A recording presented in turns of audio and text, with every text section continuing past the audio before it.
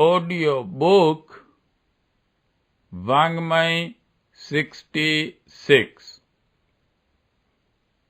युग निर्माण योजना दर्शन स्वरूप व कार्यक्रम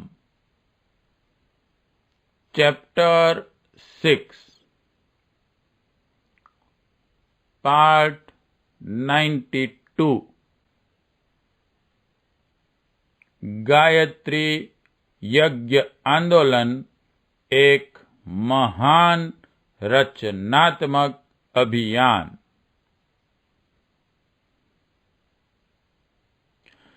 यों यज्ञ कई प्रकार के होते हैं। अलग अलग देवी देवताओं तथा मंत्रों के हिसाब से उनके अलग अलग नाम और विधान भी हैं, पर वह सब तो सकाम कामनाओं, विविध प्रयोजनों के लिए प्रस्तुत किए गए सांप्रदाय विशेष की अनगढ़ गढ़ंते ही हैं। यज्ञ शब्द का व्यापक प्रयोजन गायत्री यज्ञ से ही जुड़ा हुआ है। यद्यपि अति प्राचीन काल से लेकर अद्यावधि सभी छोटे बड़े यज्ञ गायत्री महामंत्र के माध्यम से ही संपन्न होते रहे हैं और उन्हें गायत्री यज्ञ के नाम से ही संबोधित किया जाता रहा है। गायत्री भारतीय संस्कृति की जननी और यज्ञ भारतीय धर्म का पिता है।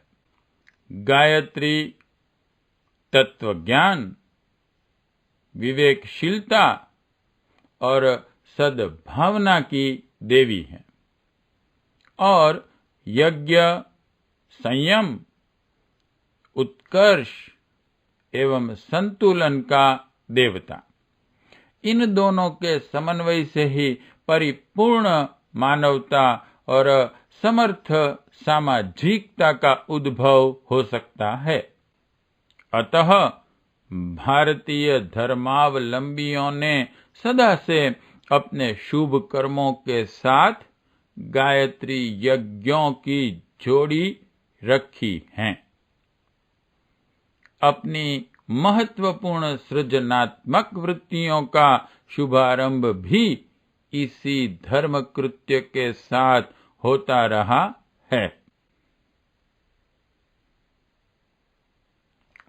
अव्यवस्थित राजनैतिक स्थिति का एकीकरण, सुधार एवं संतुलन करने के लिए समय समय पर अश्वमेघ जैसे राजसूय यज्ञों के नाम पर प्रचंड आंदोलन, सम्मेलन एवं अभियान खड़े किए जाते थे और अव्यवस्थित नैतिक सामाजिक परिस्थितियों का पुनर्गठन एवं विकृतियों का निराकरण कराने के लिए वाजपेयी यज्ञों की योजना बनती थी। आज की स्थिति में देश की ही नहीं, समस्त विश्व की नैतिक आस्थाएं, बौद्धिक दिशाएं एवं सामाजिक विधि व्यवस्थाएं बुरी तरह लड़खड़ाने लगी हैं। उनका पुनः उपयोग करने के लिए प्राचीन काल के वाजपेयी यज्ञों की परंपराएं अपनाकर गायत्री यज्ञ आंदोलन नई उमंग, नई दिशाएं और नई योजनाओं के साथ प्रस्तुत हुआ है। इसे पंडा पुजारियों की लूट खसौट के लिए आए दिन होते रहने वाले विडंबनात्मक यज्ञ हवनों से सर्वथा पृथक और सर्वथा भिन्न प्रयोजन का एक अतीव क्रांतिकारी और नवनिर्माण की विशाल योजनाएं लेकर प्रस्तुत हुआ इस युग का एक अद्भुत और अनुपम आंदोलन ही समझा और कहा जा सकता है। गायत्री यज्ञ यों पूजा पाठ की एक धर्म प्रक्रिया मात्र मालूम पड़ती है और समझा जाता है कि उसके माध्यम से देवताओं की प्रसन्नता, वायु शुद्धि, मनोविकारों का शमन, प्राणप्रद वर्षा जैसे लाभ प्राप्त किए जा सकते हैं। पर यज्ञ को अपनी संस्कृति में जो इतना महत्व दिया गया है, उसे धर्म का जनक कहा गया है, उसका प्रधान कारण यह है कि इस माध्यम से यज्ञीय जीवन जीने की और समाज में यज्ञीय परंपराओं के प्रचलन का लोक शिक्षण किया जा सकता है।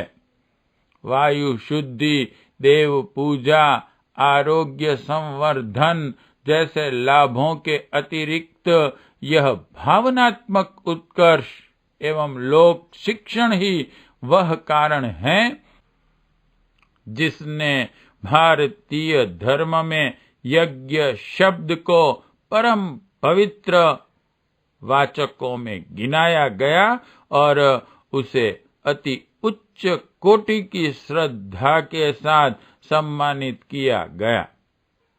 अपना कोई व्रत, पर्व, त्योहार, संस्कार एवं शुभ कर्म ऐसा नहीं जो यज्ञ के बिना संपन्न होता हो।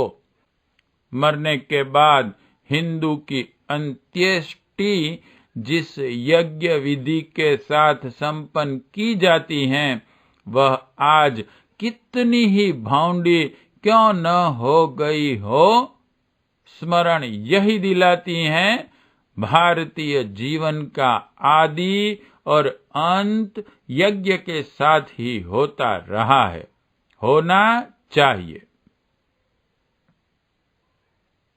यज्ञ शब्द का अर्थ है त्याग, सेवा, प्रेम, सहयोग, सदाचरण और उदात्त दृष्टिकोण। इन प्रवृत्तियों को व्यक्तिगत जीवन में समन्वय कर लेने से सामान्य स्तर का मनुष्य भी देवोपम मनोभूमि एवं परिस्थितियों का सृजन कर सकता है। वह जिनके भी संपर्क में आएगा उन्हें प्रसन्नता, प्रकाश एवं उत्साहन प्रदान करेगा। स्वयं तो आत्म शांति और लोक श्रद्धा का अनुभव करता ही रहेगा। व्यक्ति के जीवनोत्सर्ग से तत्व ज्ञान इतना अधिक योगदान दे सकता है कि उसकी यदि लोहे के पारस छूकर स्वर्ण बनने की बात से तुलना की जाए तो कुछ अत्युक्ति न होगी। सामूहिक जीवन का, समाज का विकास क्रम पूर्णतया पारस्परिक सद्भावना और सहकारिता पर अवलंबित है। संगठित, चरित्रवान और आदर्शों को प्रधानता देने वाले समाज ही समर्थ और समृद्ध हो सकते हैं। इसलिए सामाजिक विकास की आधारशिला यज्ञीय प्रवृत्ति को जनमानस और लोक आचार में स्थान मिलना ही चाहिए। इस प्रवृत्ति को देशभक्ति, लोक सेवा, जन मंगल आदि नाम भी दिए जा सकते हैं। धार्मिक भाषा में इसे ही यज्ञीय परंपरा कहते हैं। यज्ञ आयोजनों के कर्मकांड के साथ साथ उसकी व्याख्या करते हुए जन समुदाय को यह बहुत ही आसानी और सफलता के साथ समझाया जा सकता है कि किस प्रकार व्यक्ति और समाज को यज्ञीय ढांचे में ढाला जा सकता है और व्यक्ति में देवत्व और समाज में स्वर्गीय वातावरण का सृजन किया जा सकता है। अपना गायत्री यज्ञ आंदोलन धार्मिक पृष्ठभूमि में आवृत विशाल जन सम्मेलनों द्वारा व्यक्ति और समाज को आदर्शवादी परंपराओं की ओर उन्मुख करने के लिए तत्परता पूर्वक प्रयत्नशील हैं। जानने वाले जानते हैं कि धार्मिक मनोवृत्ति की भारतीय जनता में अपना यह पूर्ण प्रयोजन कितना लोकप्रिय और कितना सफल हुआ है। यज्ञीय कर्म कांडों में खाद्य पदार्थ जलने की व्यर्थता पर अक्सर आलोचनाएं होती हैं। अपने यज्ञों में वैसे अवसर पहले से ही नहीं आने दिए हैं। अन्न का एक दाना भी नहीं होमा जाता, वरन सुगंधित वनस्पतियों की सामग्री ही काम में आती है और घी की मात्रा भी इतनी प्रतिबंधित और न्यून रहती है कि प्रयोजन की महानता को देखते हुए वह थोड़ा सा खर्च किसी भी प्रकार अनुचित नहीं कहा जा सकता। समूह एकत्रित करने के लिए अब तक प्रयोग किए जाने वाले विविध क्रियाकलापों में आर्थिक दृष्टि से देखा जाए तो अपने यज्ञ प्रयोजन सबसे सस्ते बैठते हैं। इस प्रकार उसके साथ जितने दूरगामी सत्य परिणाम जुड़े हुए हैं, जिन्हें देखते हुए उस खर्च को हर विचारशील आलोचना का विषय न मानकर मुक्त कंठ से प्रशंसा ही कर सकता है। गायत्री यज्ञ आयोजन में उपस्थित जनता को जहां व्यक्तिगत जीवन में से अनैतिक आचरण और सामाजिक जीवन में से अवांछनीय गतिविधियां हटाने के लिए प्रेरित किया जाता है, वहां यज्ञ वेदी पर ऐसी प्रतिज्ञा भी कराई जाती हैं जिनसे व्यक्ति की निर्मलता और समाज की समर्थता का अभिवर्धन होता है। हर कोई जानता है कि अपने हर यज्ञ में समर्पित सहस्त्रों नर नारी अपनी अवांछनीय कुप्रवृत्तियों को किस उत्साह के साथ सदा के लिए परित्याग कर कर्तव्यनिष्ठ नागरिक बनने के लिए व्रत धारण करते हैं और सामाजिक कुरीतियों एवं राष्ट्रीय दुर्बलताओं को पदच्युत करने के लिए जोश आवेश के साथ कार्यक्रम बनाते हैं। इन सम्मेलनों के बाद उन क्षेत्रों में सृजनात्मक प्रवृत्तियों की कैसी बाढ़ आती है, इसे देखकर आलोचकों को भी यह स्वीकार करना पड़ा है कि यह आंदोलन वर्तमान के सभी सृजनात्मक आंदोलनों में अपने ढंग का अनुपम है और देश की मनोभूमि को समझते हुए अपने कार्यक्रम बनाने की दूरदर्शिता के कारण असाधारण रीति से सफल हैं। देश में परिष्कृत नागरिकता, उत्कृष्ट विचारणा, उदात्त आस्था एवं लोक मंगल की निष्ठा और उमंग भर प्रचंड सृजनात्मक तत्परता उत्पन्न करने में